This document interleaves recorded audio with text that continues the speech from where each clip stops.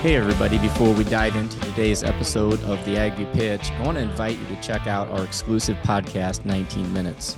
For just $30 a month, you'll have access to high-level business insights and new episodes that are released on the 9th, the 19th, and the 29th of each month. Topics include finance, cost of production, team health, taxes, collaboration, and much more. With 77 episodes already available, signing up gives you immediate access to all past and future content.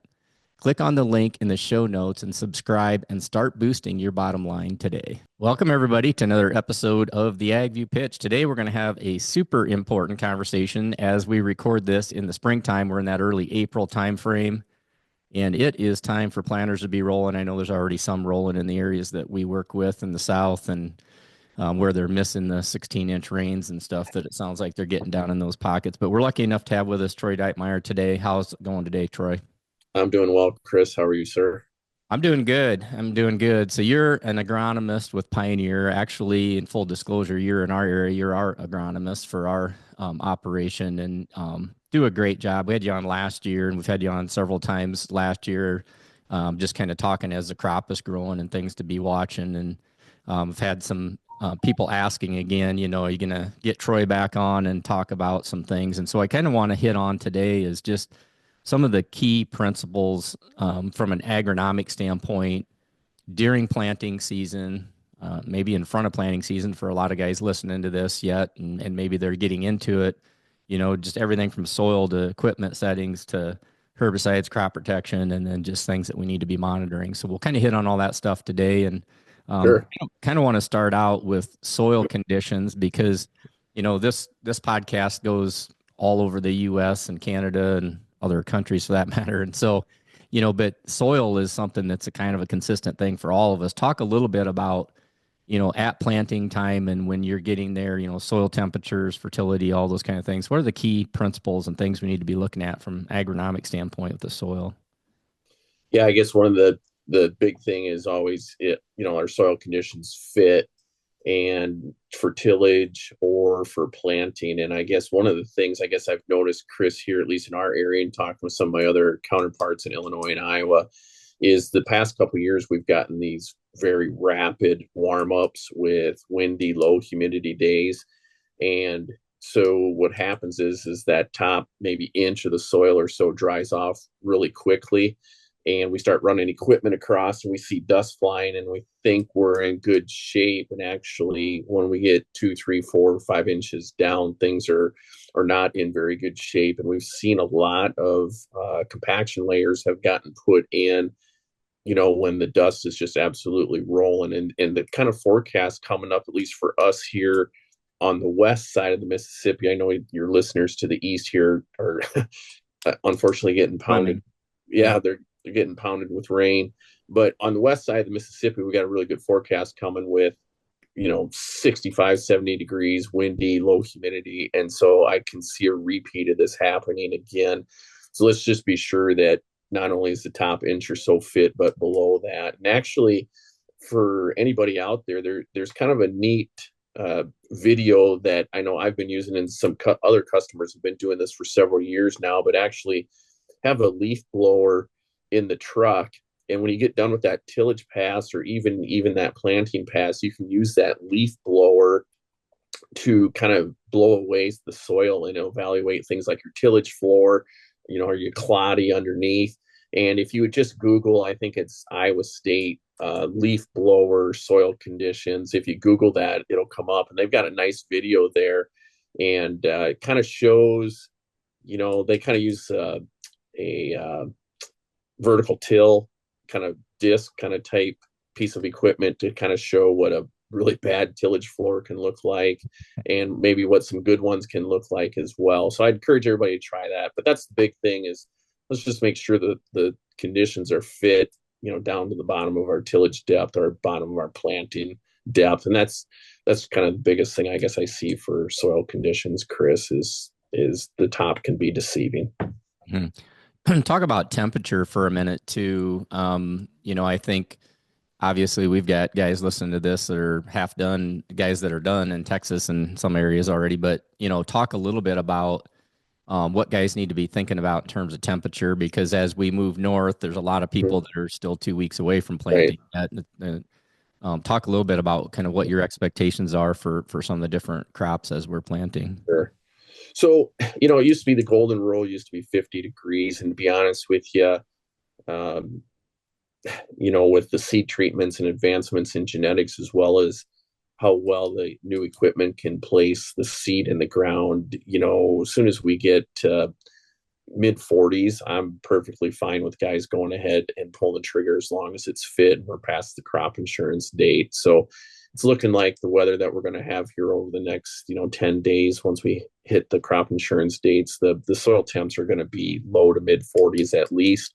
And as long as soil conditions are fit for corn or soybeans, I guess I'm okay with that 50-degree rule. I think we can kind of put that one in the history books. We definitely can tolerate some colder weather or colder soil temperatures, especially if the forecast is showing us that things are going to be warming up. And we actually planted a part of a plot here on February 28th, and on Friday I checked that, and the soybeans had a nice radical coming, had a little bit of a sprout. The corn hadn't done anything yet, but it was still, the seed was firm and whatnot. So we're obviously not recommending people to get that extreme. But I guess the point of Yeah. us doing that plot the past couple of years is just to test the seed treatments, and they've proven that we can put that stuff in, like I said, mid 40s and have no worries as long as the conditions are good. hmm Awesome. Yeah, that's really interesting to know, and I think it gives people a little bit of a peace of mind because sometimes there's a lot of frustration. But one of the things that we see with soil conditions, though, sometimes too, is looking at that forecast with heavy rains coming, depending on the type of tillage you do, no till, strip till, tilled ground. Is there anything, any watch outs there? Planting on the early end, depending on what that weather forecast may or may not look like, that you would say watch this or watch that.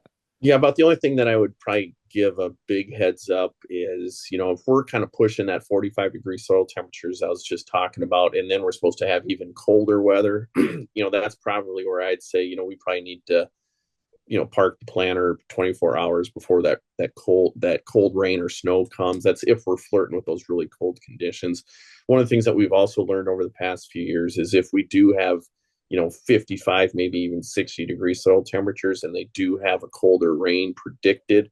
Again, with the seed treatments and whatnot, we used to say you had to stop 24 hours ahead of time. And if the soil temps are already 55 plus, and we got that cold forecast coming, we tell people just keep on planting until you get rained out, because it's going to take a day or so for that temperature to really drop drastically. And by then the seeds imbibe most of the water it needs to start the germination process and should be okay. So that's kind of another change, I guess, as far as the recommendations and as far as planting ahead of a cold rain or even a snow. Last year we had a great example of that. We had super great planting conditions. I think 60, maybe 65-degree soil temperatures, and ended up getting, a lot of my area got like 4 inches of snow on that one Sunday afternoon, and guys had planted, right up through Saturday night, and those stands all ended up being fine.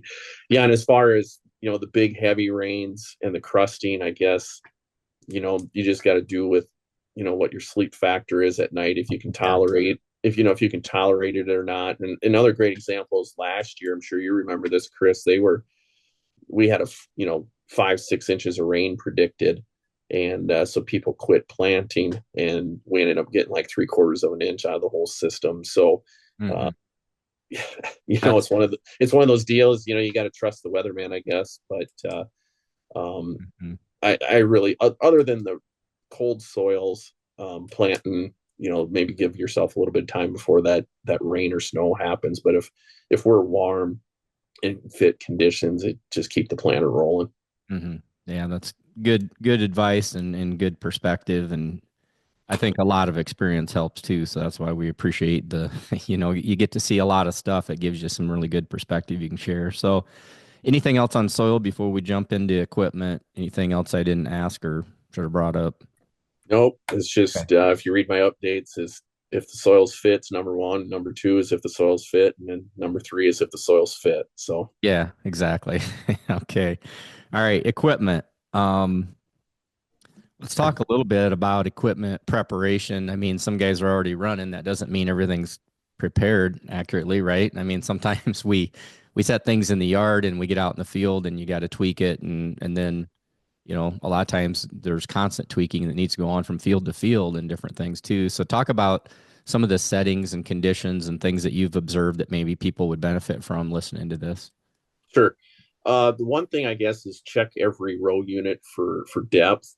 And there's some kind of neat tools you can use out there now with some of the blocks, or you can even just use 2x4s. But set those things up and check every row. And I had a customer do that here in the shop on a brand new planter. He had a 24-row planter, and there was only 9 rows that were set the same. Some of them were even off about a full half inch as far as where the T handle needed to get set. So that's always something that I tell guys to start with, maybe if they can before the season started. I do see a lot of disc openers that don't have the proper distance where they're touching, and a lot of them actually even have gaps. And so what that can do is you can get some residue pinned in there. Residue can get in the furrow, and then especially if we end up with dry conditions, we can end up with dry soil getting down into the bottom of that seed trench, and that can impact the germination from one seed to the next, and obviously impact the uniformity of emergence. So that's something to keep an eye on, not only before you start, but maybe as you get halfway through the season, be sure to do a check of those disc openers to make sure they've got the proper contact distance. And then the other thing that I also see when I'm digging is the gauge wheels aren't tight up against the disc openers, and there again we can have dry soil from the surface drop down into the bottom of that seed trench, and it differs from seed to seed. And then again, we don't have that uniform emergence. So those are probably some of the more common maintenance items that I see kind of lacking with guys. And then just maybe too much or not enough down pressure, and that's just getting out of the cab and checking.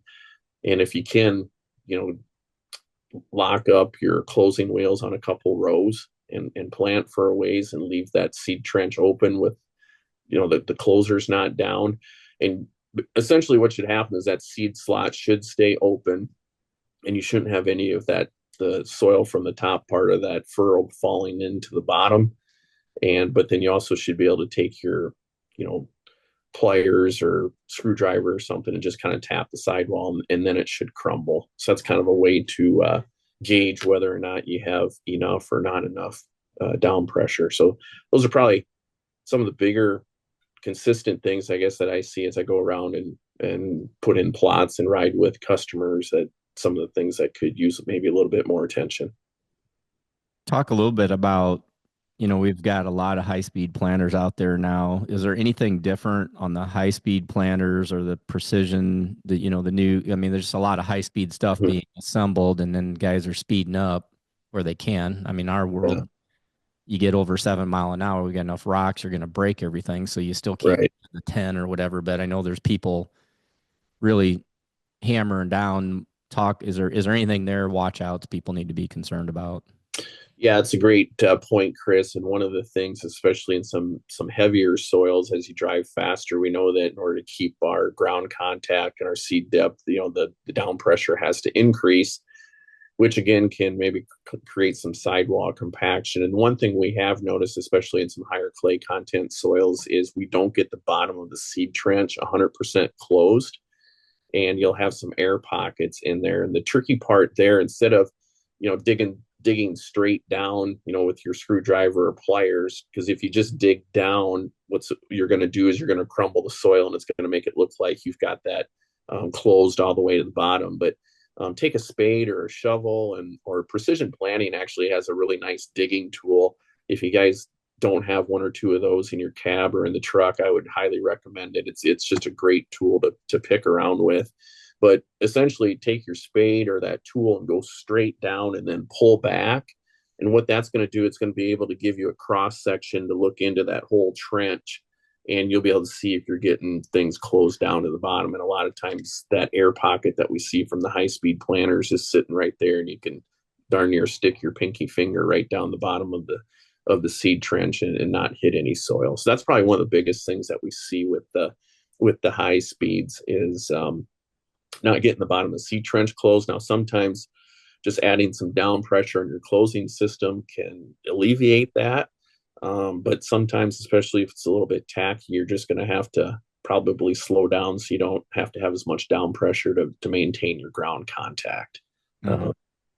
So, Talk a little bit about row cleaners too. I know that's something that everybody has a lot of differences with. And is there anything like with the row cleaners? I mean, sometimes, I mean, we go back and forth in our own operation on that. You know, where do you set it? As it, you know, are you moving a little soil? Are you not? It depends a little bit. Are you in strip till, tilled, yeah. no till, whatever? But is there anything there with row cleaners that you observe that people need to be aware of or be cautious of? The main thing there is try to move as little soil as possible. And, obviously if you're in a no-till situation, you probably have to be a little bit more aggressive, and you're going to end up moving some soil. And that's okay. The thing that I just always tell guys is the next concern comes is if you maybe have your herbicide sitting out there and it hasn't been rained in yet, hasn't been incorporated with some rainfall. Then if we end up moving too much soil, we're actually moving that herbicide to the side as well. And so you'll see weeds, pretty darn thick right there inside the row. But that's probably the biggest thing. And then we know if we start, sorry about that. That's all right. If we start moving too much soil, then we start getting an inverted ridge till, I guess is what I call it. And then also we start getting some heavy rains, and it just follows it right down the row and washes stuff out. So that's probably the big thing to watch out with the row cleaners. But with a lot of them being adjusted from the cab now, you can do a lot better job of making those changes. Right. I want to back up a little bit on settings. We didn't really hit on the tillage prior to the planter, whether it's field cultivator, strip tilled, spring, fall. I mean, we're ended up having to do some strip tilling in the spring just because of how dry it was last fall, and we've got a number of people in that boat. But it's, is there anything that settings on, we'll hit field cultivators and VT first, and then anything on strip till that you see in the springtime of things that people need to be cognizant of or careful with? Probably not a lot there. Just the biggest thing is what we kind of talked about earlier, is making sure that things are dry down to your tillage depth is probably the biggest thing, Chris. And there's so many different types of implements out there. Probably the ones that give me the biggest concern in the spring are what some people call vertical tills, but they're essentially disc, and then a lot of the newer high-speed disc. They can create some really significant compaction layers. So that's, again, where I encourage guys to use that leaf blower and see what it's looking like down there. I've been on a lot. I've been on a consistently growing number of service calls in the fall where guys are disappointed in their yields, where they used a high-speed disc or a vertical till machine that's almost essentially a disc in the spring when conditions were a little bit tacky, that they thought things were fine on top, and it just created a really big compaction layer, density layer there, about 3-4 inches down. The other thing with some of those tools, now that they kind of have those concave blades on them, they are inverting some soil as well as the residue.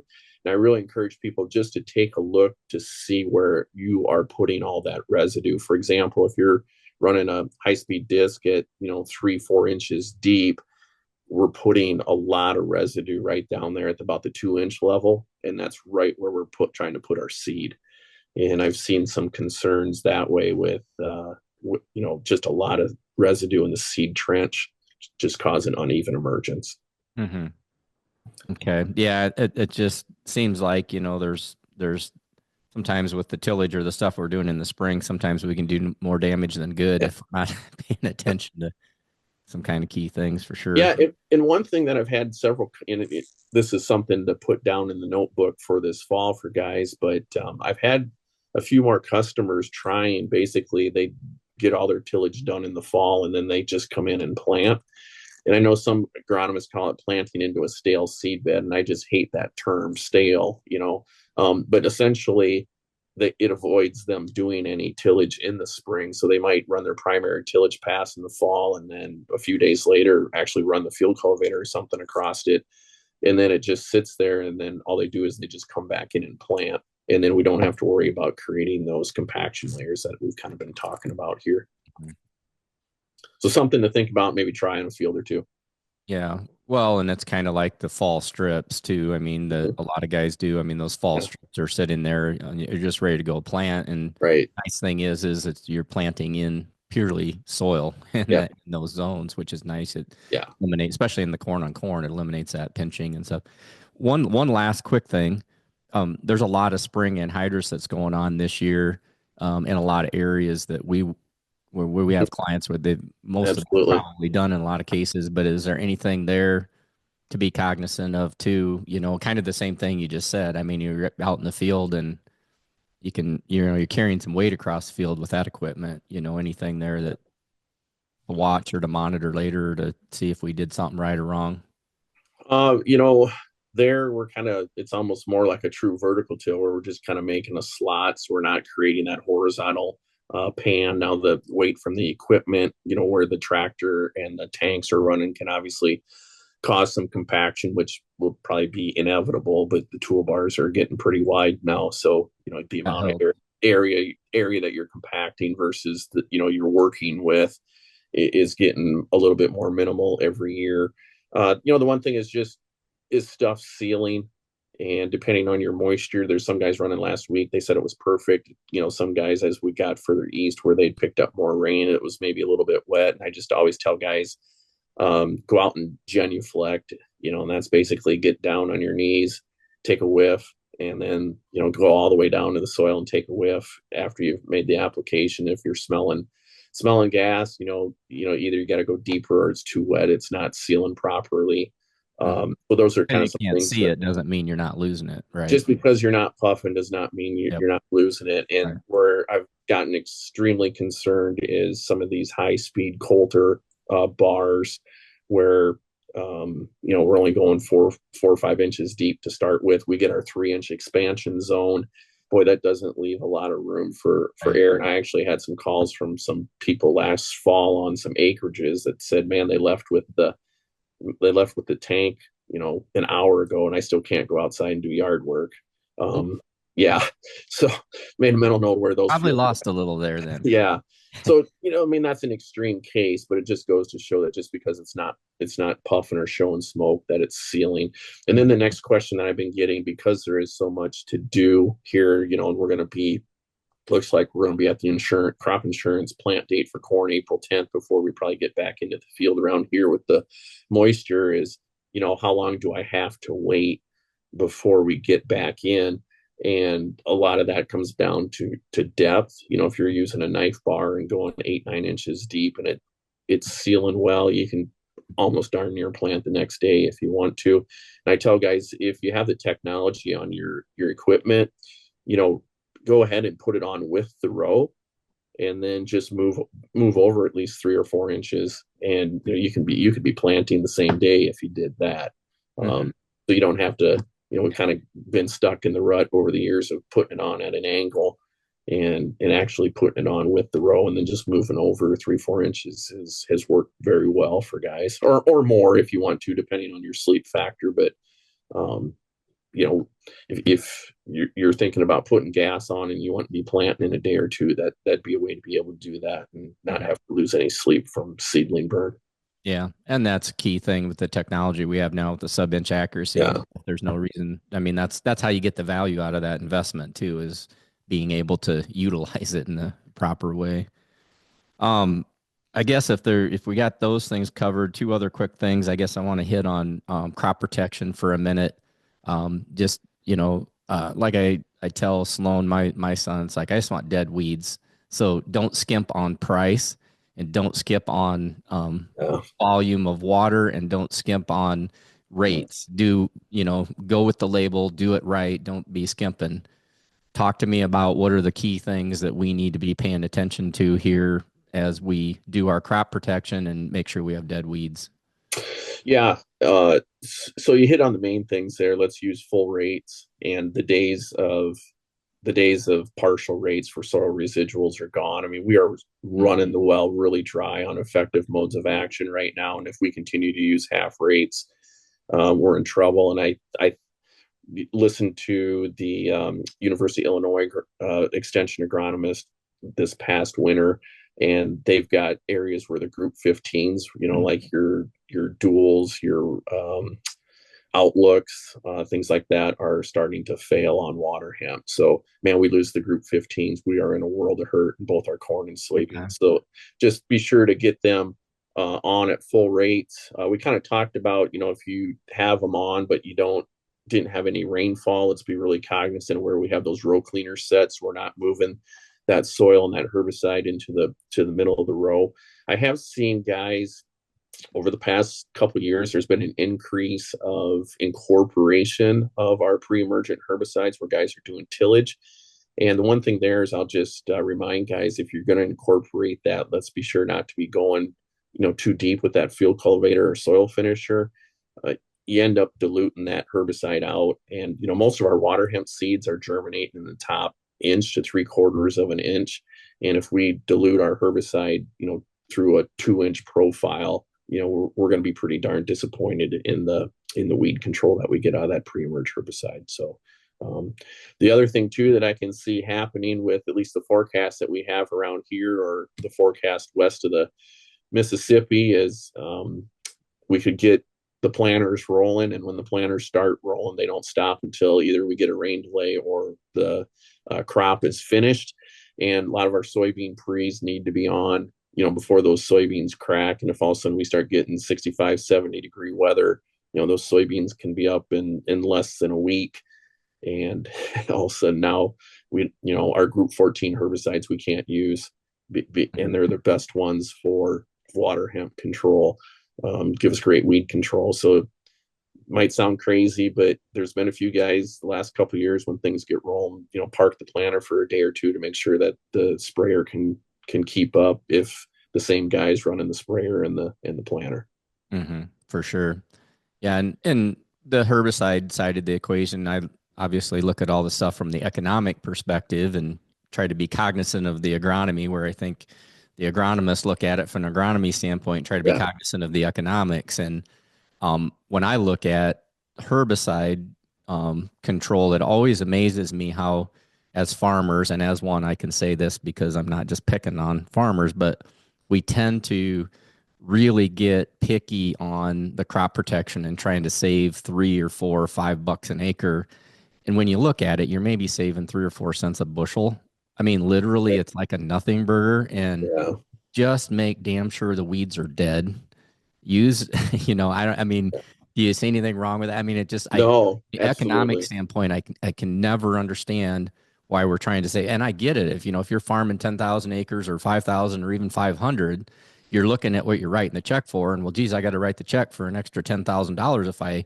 If I cut back this, I just saved $10,000. But no, you just cost yourself $20,000 on yield, and you only saved yourself 3 cents a bushel, and you're going to screw your marketing up more than that. So it's kind of my soapbox, I guess, but on the crop No, protection I side.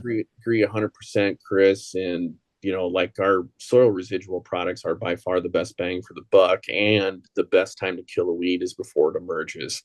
And so I agree 100%.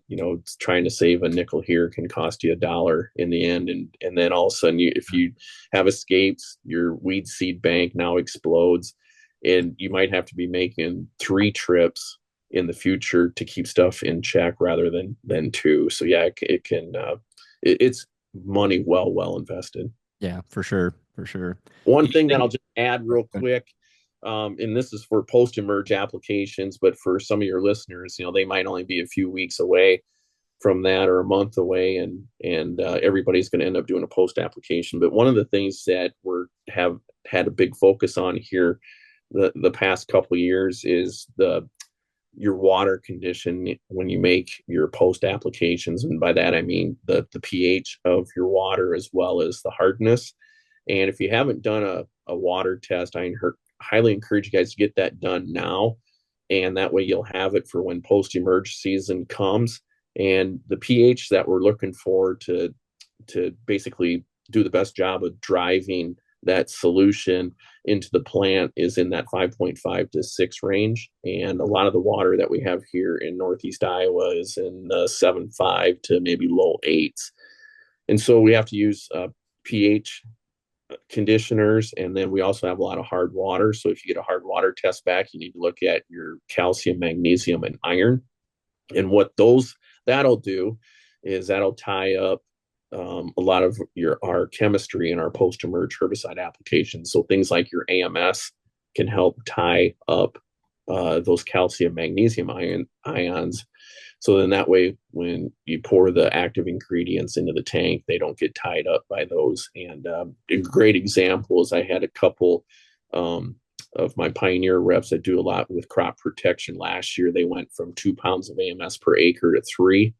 And pretty much every one of those customers said they couldn't believe what that did for their weed control. They said they were killing weeds that they probably shouldn't have or hadn't in the past.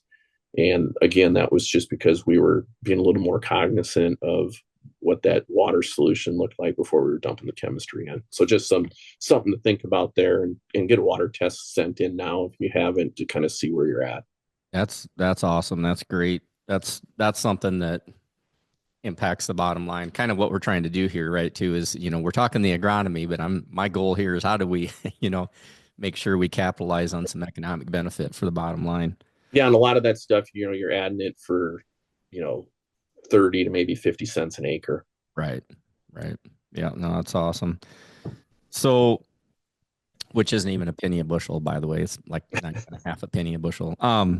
So the last thing I want to hit on is monitoring your results. Okay, so I always go back to like Shea, military people. It's like they go to battle and they do their mission, and then they come back and they do the after action review, right? They look at what they did, what worked, what didn't, and all that.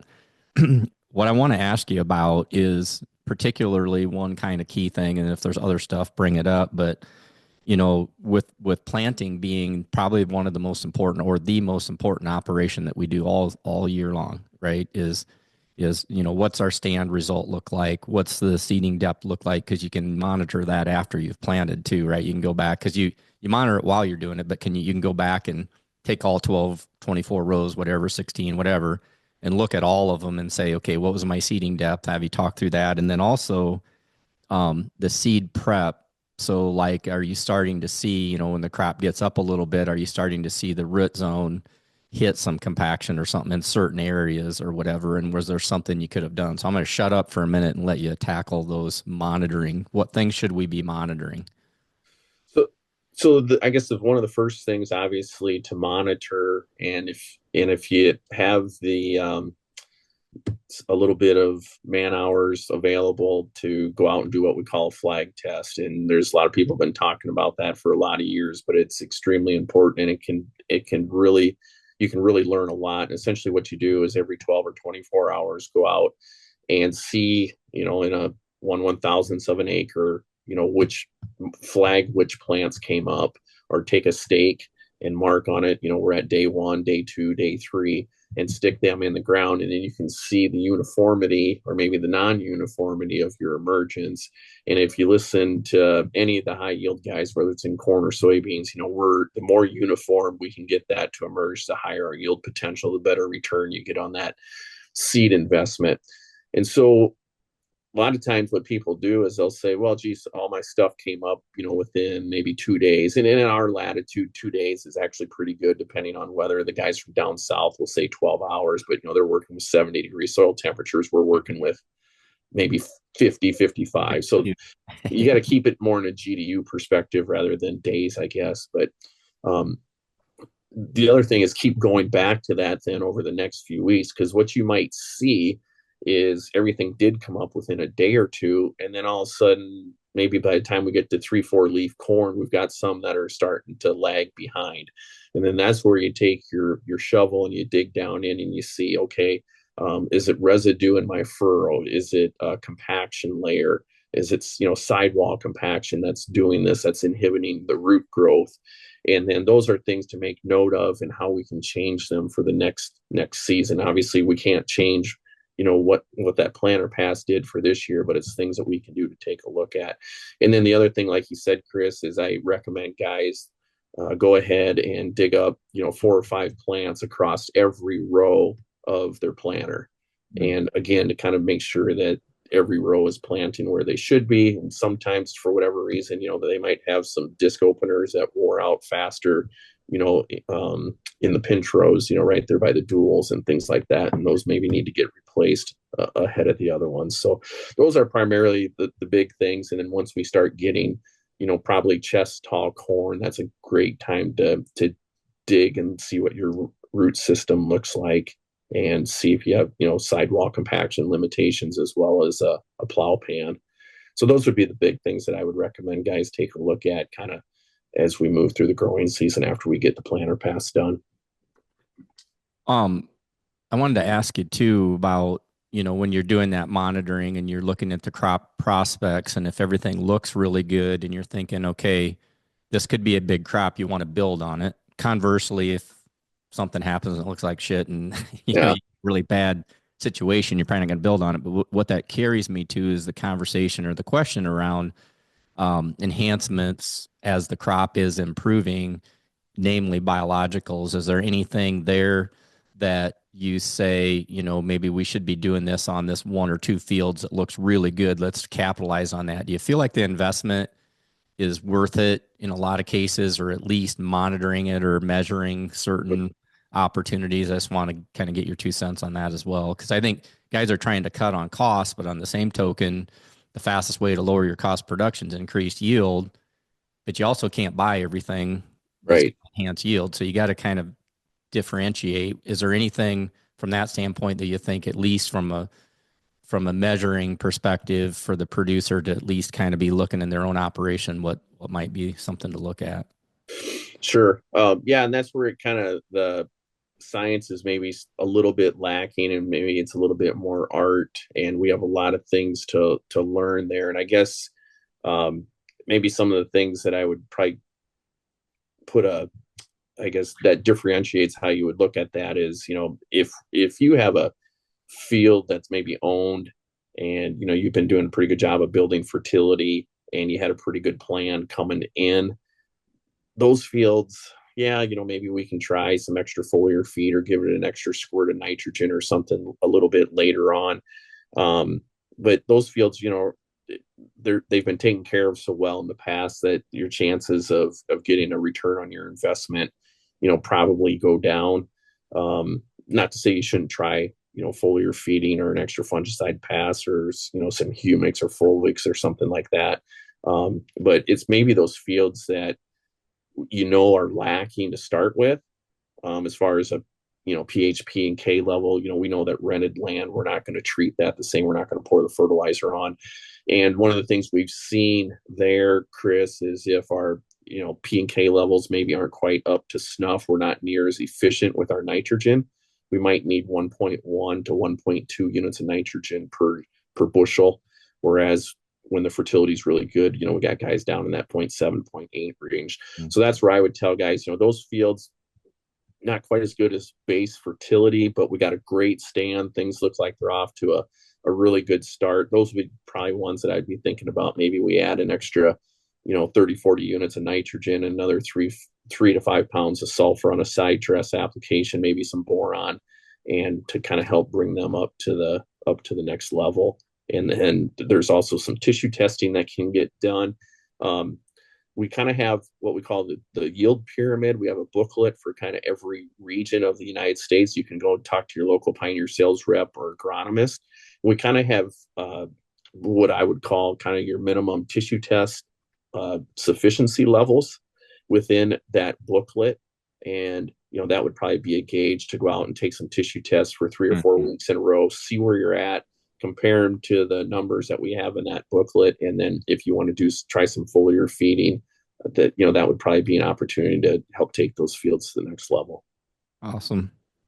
No, that's great. I guess what I'm going to do now is give you the last word. I know last year when we talked about, the one thing we didn't hit on was planting depth, and I just want to real quick say that, on corn and soybeans for that matter too, right? Even if you're going to err on the side of too shallow or too deep, go too deep, right?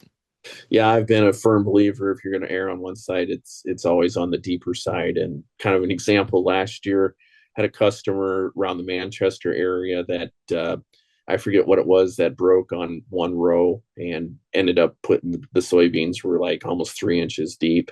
And when they found that out, they called and they're like, "Oh man, this is going to be a disaster. We're trying to find a one row planter that we're going to have to replant that." And they came up about 2 days later, and within 3-4 weeks, I should say, you couldn't even hardly tell that Right. happened. But I guess ideally for around here, I like to see 1.5 inches on the soybeans and about 2.25 to maybe 2.5 on the corn. Okay, perfect. I think that's a key thing, and that I think we didn't hit exactly that I want to touch on. I'm gonna give you the last word. What do you want to tell producers as they head into and wrap up and monitor this spring planting season? Field conditions, field conditions, field conditions. I know the soybeans, especially in our area, they do have a very strong trend. Once we get past the 20th of April, that it's hard to match that yield. So maybe if you got to push stuff, push soybeans. But the one thing we learned from our 300 bushel survey from customers last year is we had 300 bushel ways from April 10th planting dates all the way to May 20th. Guys had 300 bushel corn. So, and it was interesting where there was about a 2-3 week period there where we didn't have any 300 bushel ways from a planting date standpoint. It was because the conditions weren't good, and the guys that waited that extra 5 or 6 days for the planting conditions, got rewarded. So don't freak out if all of a sudden we get a couple week delay and it's the 1st of May and you don't have your corn in. And then I guess the other thing is just be safe out there and enjoy that we get to be involved in agriculture, and our office is a cab where we can look for miles rather than some of my friends that sit in a cubicle all day. So Yep. enjoy it and be safe. Yeah, they get to look inches instead of miles. So that's right. Yeah, for sure. Yeah, I'm gonna quote my dad. My dad always used to say, "Throw that damn calendar." I'm quoting, "Throw that damn calendar away. If it's fit, you plant. If it's not, you stop. When it's fit, you plant."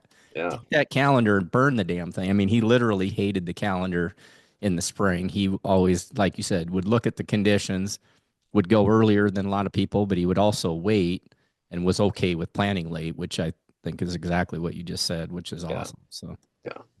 All right. Well, hey, as usual, this was a great conversation. We'll probably corner you again when we get a little ways into the growing season and it's time to, we've done our monitoring, and then it's time to make some decisions on things, and we'll corner you again. Really appreciate it. All right. Thanks. Stay safe out there, everybody. Yeah, we'll do. And again, Troy Deutmeyer with Pioneer Agronomist, and really appreciate you guys listening. We'll try to get some more stuff out here on the AgView Pitch. Again, if you're not connected to 19 minutes, please check that out too. We got a lot of really good stuff on there. It comes out the 9th, the 19th, and the 29th of every month. With that said, we'll catch you again next time on the AgView Pitch.